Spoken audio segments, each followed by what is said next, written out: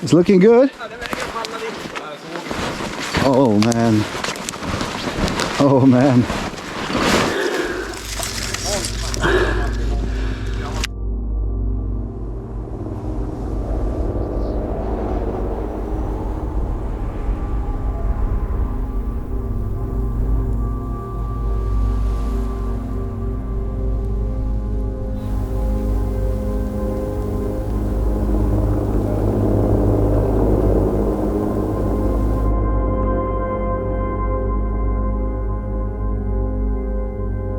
We are basically in the middle of nowhere, which is actually far, far north.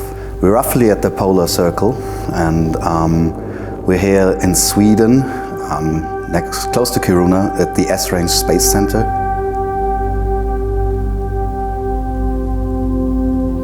On Esrange we launch sounding rockets, stratospheric balloons from small to big sizes, and very soon also from next year satellite launches. Esrange was actually founded here at this place because it is above the polar circle and we have quite often the northern lights, the aurora borealis. And everything started basically with the research on the aurora borealis when the scientists came up here and wanted to investigate on them.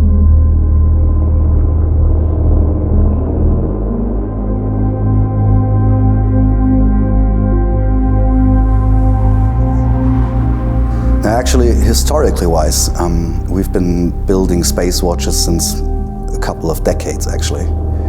And literally we came up with the plan to bring back the space tested watch to planet Earth, which means to have a space tested movement. So it's not a watch that we want to send up there by accident and it's going to work. What we want to find out is that movement working in space? So that's why we're testing it. Therefore, we are now kind of collaborating with a new company to create a manufacture calibre. It's a column wheel chronograph. We call it Werk 17. And that's the calibre actually we're going to send up to 30 kilometers to test whether it's going to resist in space or not.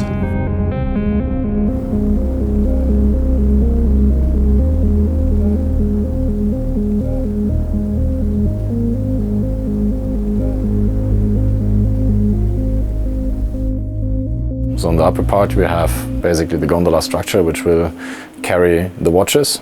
So these arms here will basically provide the mounting brackets for the watches themselves. And in the lower part there we have a bit thermally insulated the box for the electronics and the measurement system. So all the data is collected in here? The data is collected in there, the temperature and pressure data is collected in there, and so through this cable we basically have the connection to the upper part, and then the different watch heads which are measuring right now, they will be then added with temperature sensors, and the temperature sensors or the temperature data is basically recorded down in there.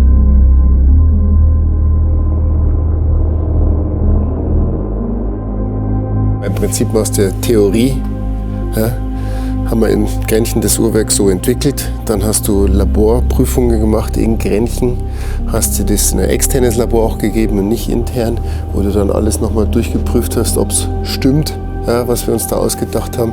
Und jetzt kommt der Praxistest. So, jetzt musst du natürlich vor dem Abflug schon schauen, dass das alles so war, wie es das Haus verlassen hat. Und nach dem Ballonflug machen wir genau das Gleiche nochmal. Und dann sehen wir die Abweichung oder ob es überhaupt eine Abweichung gegeben hat.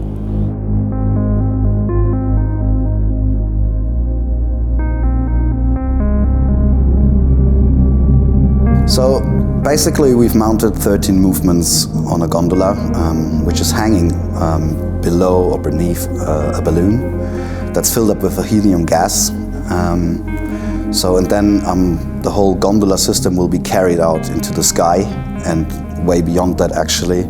So you're leaving basically the atmosphere and you're entering stratosphere. We will pass on the way quite low temperature regions, so up to or down to minus 50, 60 degrees. We are definitely in the conditions very close to space.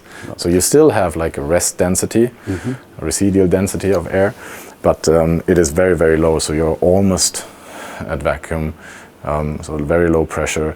You have a similar thermal behavior because you have the direct sunlight, the radiation of the sunlight.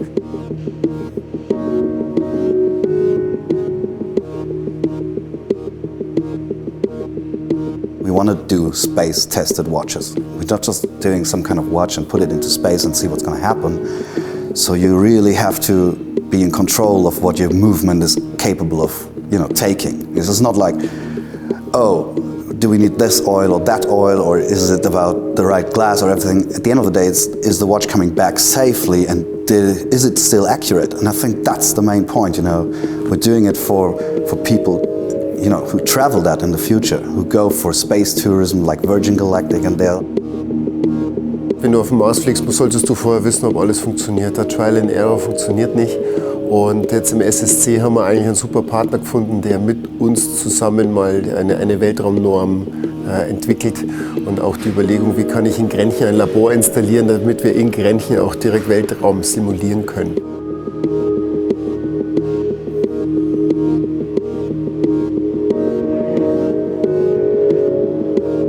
It is always difficult to build something which has to survive under space conditions.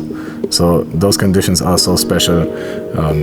We have vacuum conditions, we have high temperatures, low temperatures, very low temperatures, we have radiation. So everything has to be designed in a way that it will withstand those conditions and for a long time. So everything around the infrastructure which you need to provide to test these watches in space need to withstand the environment as well. So it is a challenge. It is quite interesting for me as an engineer as well to see basically the technical side. So seeing like a mechanical movement of a watch in space and see what is happening there due to the environment, which is very special. This is something what you don't usually have down here. Vacuum, special temperature conditions, radiation. So that's for me as an engineer also interesting to see, even though I'm usually working with more in-depth science experiments.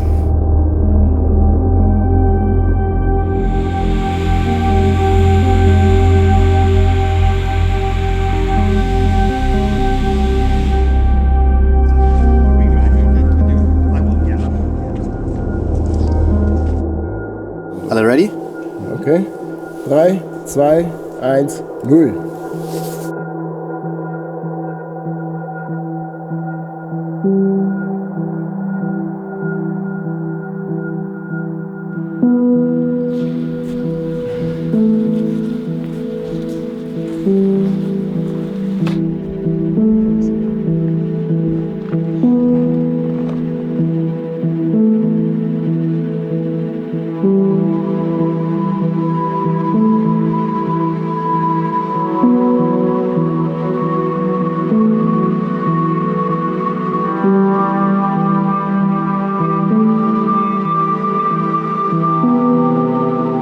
Famous last words.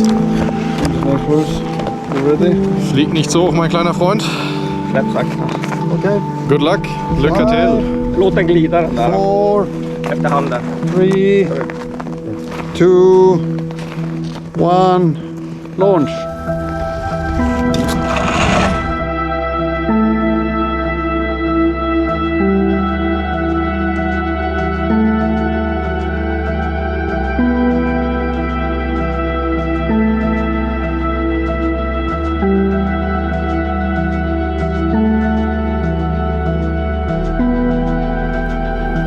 Das Ding steigt ganz schön, hä?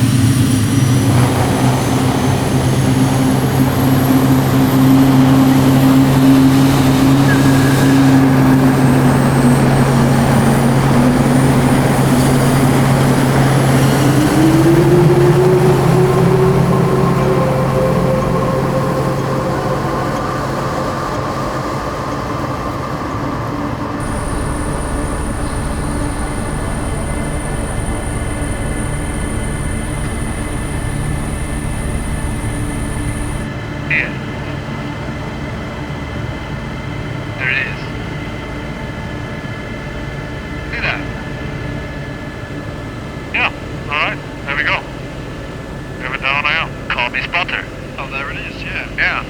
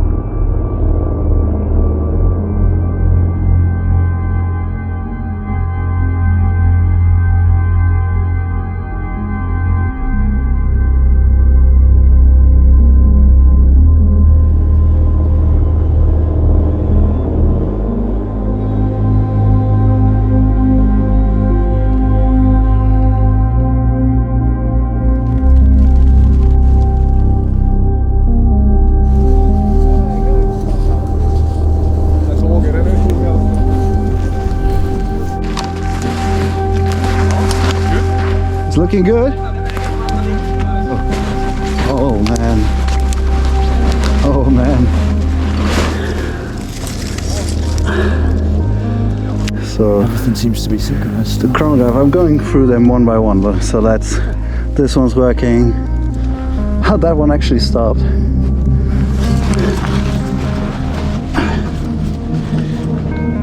That one's working. Working, that's the good one. Working. Properly working. Check. I can't see the outside, so yeah. Yeah, cool. So basically it's not about if the movements do work right now properly. It's about when we bring them now back and test the accuracy. It's about, are they getting back to that same accuracy which they had when we put them on the gondola. So because it's like on a rocket launch, the vibration and all of that is not good for a movement at all. So you will have maybe some disturbance there, but if it's getting back to regular after a certain period of time, you're actually back on track. So that's, can it withstand the forces and getting back on track then. So that's basically what we did here. Thank you. So I think mission accomplished, huh? Isn't it? Awesome. It seems that everything survived until now. So, and the gondola is still, even that we had to cut down the tree, in a very good condition, and now it's just checking for the data later.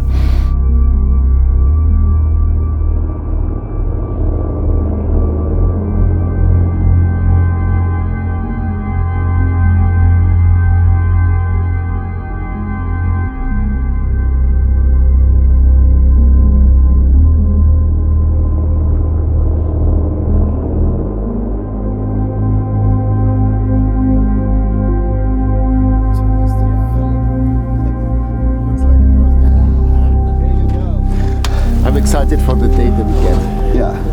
Congratulations. Back on Earth.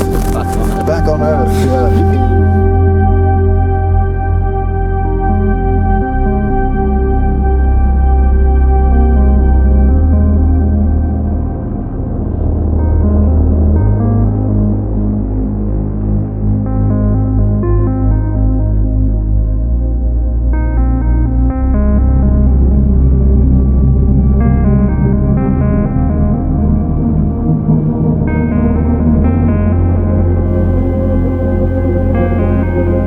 Also grundsätzlich sind wir sehr zufrieden mit den Ergebnissen. Ist eigentlich genau das rausgekommen, was wir auch erwartet haben. Uhrwerke laufen alle noch einwandfrei. Bei ein, zwei, da ist nicht das rausgekommen, was wir erwartet haben, aber eigentlich grundsätzlich absolut zufriedenstellend. Richtiges Ergebnis können wir jetzt noch nicht mitteilen, weil wir müssen jetzt erst zu Hause die ganzen Uhrwerke demontieren, alle Teile einzeln anschauen, alles nochmal nachmessen und dann werden wir, sage ich mal, 3-4 Wochen werden wir effektive Ergebnisse haben. Also nächster Schritt ist, dass wir nächstes Jahr in einer Rakete dabei sind. Dieses Jahr war es jetzt der Ballon. Nächstes Jahr werden wir in einer Rakete wirklich bis ins Weltall fliegen. Und dann, Ideen haben wir schon für die nächsten Schritte, werde ich aber noch nicht verraten.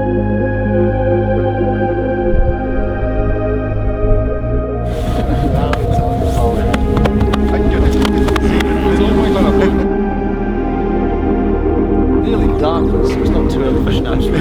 Yeah, the sun's dark now. Stop, yeah.